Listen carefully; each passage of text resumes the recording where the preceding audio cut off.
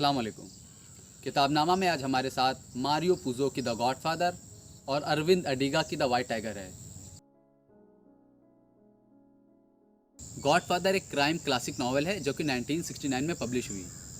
ये 5 फैमिलीज़ और उनके डॉन यानी लीडर्स की कहानी है, मगर इसमें फोकस किया गया है स्पेशली कॉर्लियोनी फैमिली पे। पूरी नावल कॉर्लियोनी फैमिली के इर्द गिर्द घूमती है। कॉर्लियोनी फैमिली उन 5 फैमिलीज़ में सबसे पावरफुल फैमिली मानी जाती है, मगर जब इसके हेड यानी डॉन पर एक मर्डर अटेम्प्ट होता है, उसके बाद ये फैमिली धीरे धीरे वीक हो जाती है और ये इसी की पूरी कहानी है।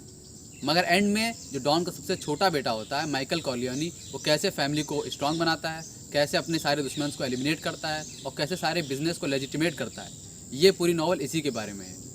पावर, फैमिली, ऑनर और ट्रस्ट, ये कुछ मेन थीम्स है जिनकी वजह से आप कहानी में एंगेज रहेंगे। और इसके अलावा अगर आप ये नावल पढ़ेंगे तो आप डॉन वीटो कॉर्लियोनी से बहुत कुछ लाइफ लेसन सीखेंगे।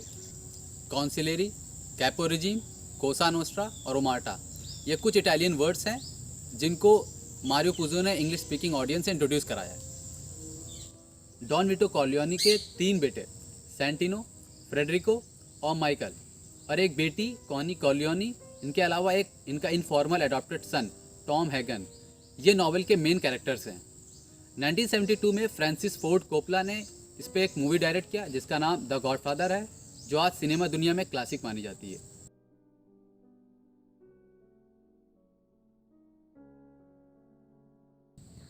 अरविंद अडिगा की द वाइट टाइगर 2008 में पब्लिश हुई और उसी साल इसे मैन बुकर प्राइज़ भी मिला।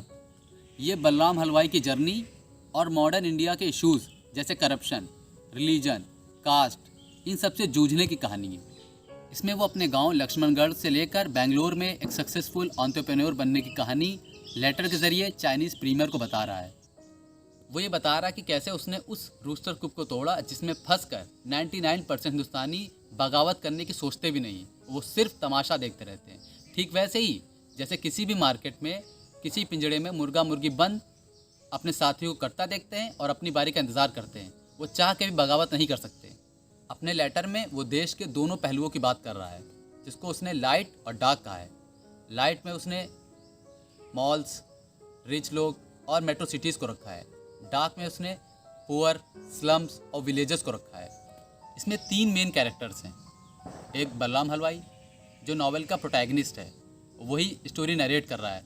वो काफ़ी यंग है, इंटेलिजेंट है और एम्बिशियस है। मिस्टर अशोक बलराम हलवाई के मालिक हैं और पिंकी मैडम मिस्टर अशोक की वाइफ हैं।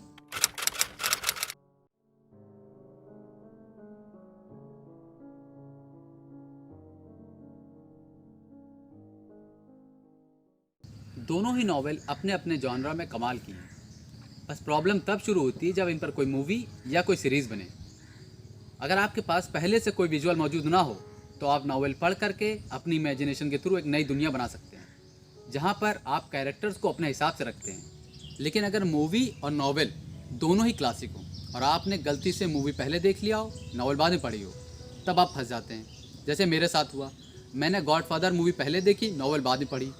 अब जब बाद में मैं नावल पढ़ रहा था तो डॉन वीटो का और माइकल कॉर्लियोनी का नाम आते ही मेरे सामने मार्लन ब्रांडो और अल पचिनो आ जा रहे थे।